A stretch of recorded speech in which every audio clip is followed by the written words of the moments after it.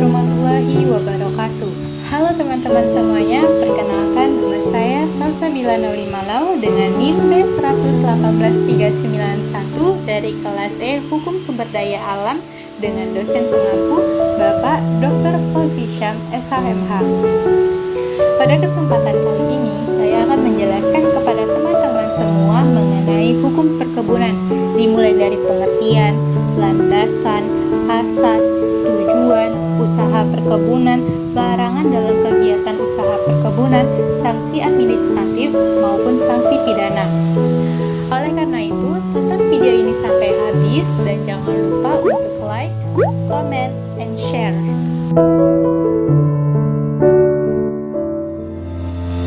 Hukum perkebunan adalah kaidah-kaidah atau norma-norma hukum yang mengatur hubungan antara manusia dengan perkebunan dan manusia dengan subjek hukum dalam rangka pengelolaan dan pemanfaatan usaha perkebunan.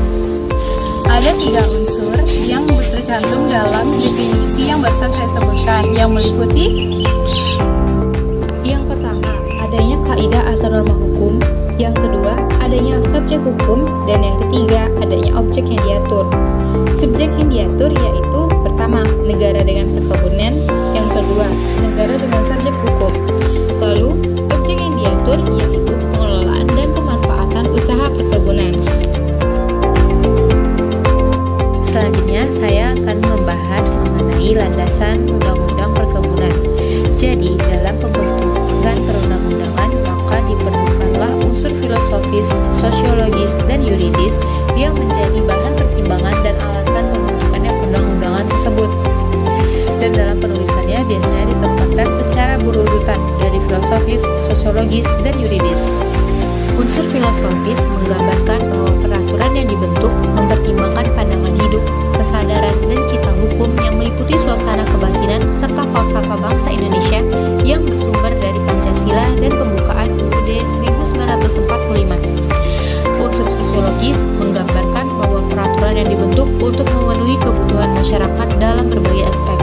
Sedangkan unsur yuridis menggambarkan bahwa peraturan yang dibentuk untuk mengatasi permasalahan hukum atau mengisi kekosongan hukum dengan mempertimbangkan aturan yang telah ada, yang akan diubah atau yang akan dicabut guna menjamin kepastian hukum dan rasa keadilan masyarakat.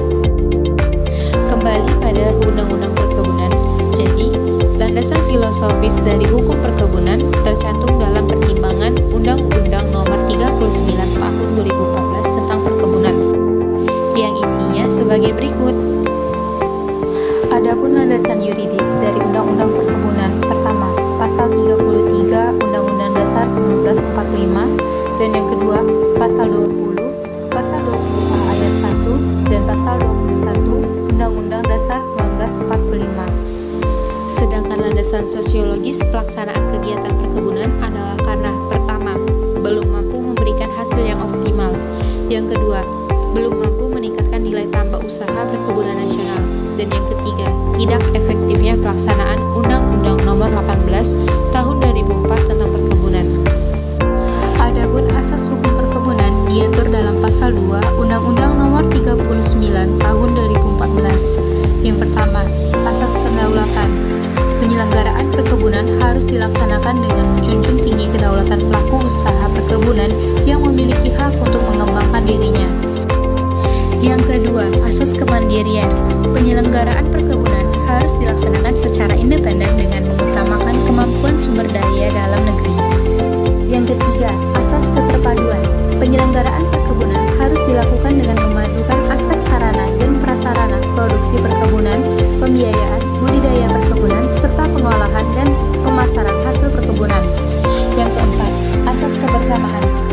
Penyelenggaraan perkebunan menerapkan kemitraan secara terbuka sehingga terjalin saling keterkaitan dan saling ketergantungan secara sinergis antar pelaku usaha perkebunan. Asas keterbukaan. Penyelenggaraan perkebunan dilakukan dengan memperhatikan aspirasi masyarakat dan didukung dengan pelayanan informasi yang dapat diakses oleh pelaku usaha perkebunan dan masyarakat. Yang keenam, asas efisiensi keadilan. Penyelenggaraan perkebunan harus dilakukan secara tepat guna untuk menciptakan manfaat sebesar-besarnya dari sumber daya dan memberikan peluang serta kesempatan yang sama secara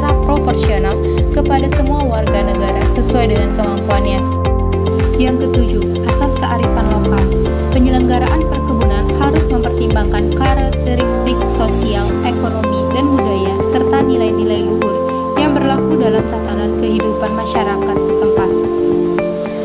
Yang kedelapan, asas kelestarian fungsi lingkungan hidup. Penyelenggaraan perkebunan harus menggunakan sarana, prasarana, tata cara, dan teknologi yang tidak mengganggu fungsi lingkungan hidup, baik secara biologis, mekanis, geologis, maupun kimiawi. Adapun tujuan penyelenggaraan perkebunan diatur dalam Pasal 3 Undang-Undang Nomor 39 Tahun 2014. Yang pertama, untuk meningkatkan kesejahteraan dan kemakmuran rakyat. Yang kedua, meningkatkan sumber devisa negara. Yang ketiga, menyediakan lapangan kerja dan kesempatan usaha. Yang keempat, meningkatkan produksi, produktivitas, kualitas, nilai tambah, daya saing, dan pangsa pasar. Yang kelima, meningkatkan dan memenuhi kebutuhan konsumsi serta bahan baku industri dalam negeri. Yang keenam, memberikan perlindungan kepada pelaku usaha perkebunan dan masyarakat. Yang dimaksudkan agar penyelenggaraan perkebunan menjadi berkat dan pemersatu bangsa. Yang ketujuh, mengelola dan mengembangkan sumber daya perkebunan secara optimal, bertanggung jawab, dan lestari. Yang kedelapan, meningkatkan pemanfaatan jasa perkebunan. Jasa perkebunan yang dimaksud di sini adalah kegiatan yang dilakukan oleh orang perseorangan maupun badan usaha atas dasar balas jasa atau kontrak yang antara lain meliputi kegiatan pembuatan desain kebun dan atau unit pengolahan lahan, penyewaan alat dan mesin perkebunan dengan operatornya, penyemprotan atau pengendalian organisme pengganggu tumbuhan, pemangkasan, pemanenan dan pasca panen, serta pemeliharaan alat dan mesin perkebunan. Selanjutnya, kita akan masuk pada usaha perkebunan. Jadi, perkebunan adalah segala kegiatan pengelolaan sumber daya alam, sumber daya manusia, sarana produksi, alat dan mesin, budidaya, panen, pengelolaan, dan pemasaran terkait tanaman perkebunan. Dari definisi di atas dapat dilihat terdapat dua unsur yang tercantum dalam definisi perkebunan, yang meliputi pertama, pengelolaan, dan yang kedua, objeknya. Pengelolaan dikonsepkan sebagai upaya untuk mengendalikan, menyelenggarakan, atau mengurus perkebunan. Pengendalian dikonsepkan sebagai suatu upaya untuk mengekang atau membatasi usaha perkebunan. Adapun objek yang dikelola yaitu sumber daya alam, sumber daya manusia, sarana produksi, alat dan mesin, budidaya, panen, pengolahan, dan yang terakhir pemasaran. Dari definisi perkebunan dapat kita lihat kalau yang dimaksud dengan usaha perkebunan adalah usaha yang menghasilkan barang dan atau jasa perkebunan. Barang yang dimaksud adalah setiap benda baik berwujud maupun tidak berwujud, bergerak maupun tidak bergerak yang dapat diperdagangkan, dipakai, dipergunakan, atau dimanfaatkan oleh pengguna barang. Usaha perkebunan diatur dalam Pasal 39 sampai Pasal 51 Undang-Undang Nomor 39 Tahun 2014 tentang perkebunan. Ada tiga hal yang diatur dalam ketentuan itu yang meliputi pertama, pelaku usaha perkebunan, yang kedua, jenis dan perizinan usaha perkebunan, dan yang terakhir, pemberdayaan usaha perkebunan. Ada tiga subjek yang dilarang dalam Undang-Undang Nomor 39 Tahun 2014 tentang perkebunan yang meliputi pertama, pejabat, yang kedua, pelaku usaha, dan yang ketiga, orang. Yang dilarang dilakukan oleh pejabat yang berwenang yaitu menerbitkan izin usaha perkebunan di atas tanah hak wilayah masyarakat hukum adat. Larangan bagi perusahaan perkebunan yaitu memindahkan hak atas tanah usaha perkebunan yang mengakibatkan terjadinya satuan usaha yang kurang dari luas minimum. Dan yang terakhir, larangan bagi orang perorangan yang diatur dalam Pasal 77 sampai dengan Pasal 80 Undang-Undang Nomor 39 Tahun 2014 tentang perkebunan. Selanjutnya kita akan membahas larangan-larangan dalam kegiatan usaha perkebunan. Terdapat tiga subjek yang dilarang dalam Undang-Undang Nomor 39 Tahun 2014 tentang perkebunan yang meliputi pertama, pejabat, yang kedua, pelaku usaha, dan yang ketiga, orang. Yang dilarang dilakukan oleh pejabat yang berwenang yaitu menerbitkan izin usaha perkebunan di atas tanah hak wilayah masyarakat hukum adat. Larangan bagi perusahaan perkebunan yaitu memindahkan hak atas tanah usaha perkebunan yang mengakibatkan terjadinya satuan usaha yang kurang dari luas minimum. Dan yang terakhir, larangan bagi orang perorangan diatur dalam Pasal 77 sampai dengan Pasal 80 Undang-Undang Nomor 39 Tahun 2014 tentang perkebunan. Selanjutnya, kita akan membahas mengenai sanksi administratif dalam Undang-Undang Perkebunan.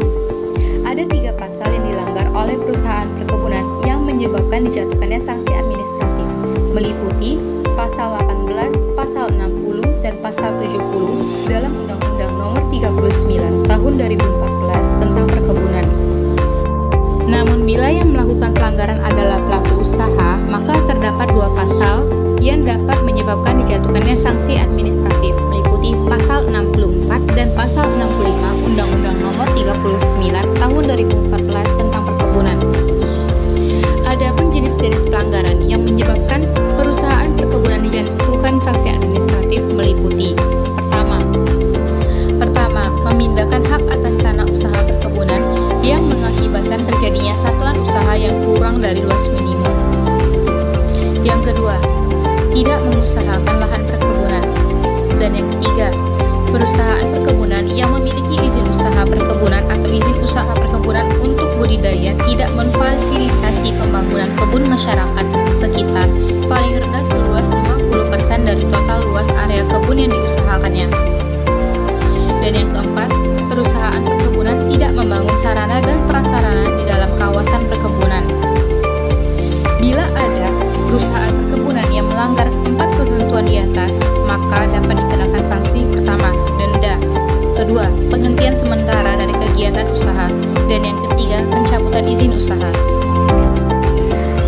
Sanksi pidana yang diatur dalam Undang-Undang Nomor 39 Tahun 2014 tentang perkebunan terdapat 6 subjek pidana yang terdiri atas pertama, pejabat, yang kedua, orang, dan yang ketiga, perusahaan, dan keempat, pelaku usaha perkebunan, yang kelima, penada hasil usaha perkebunan, dan yang terakhir, korporasi.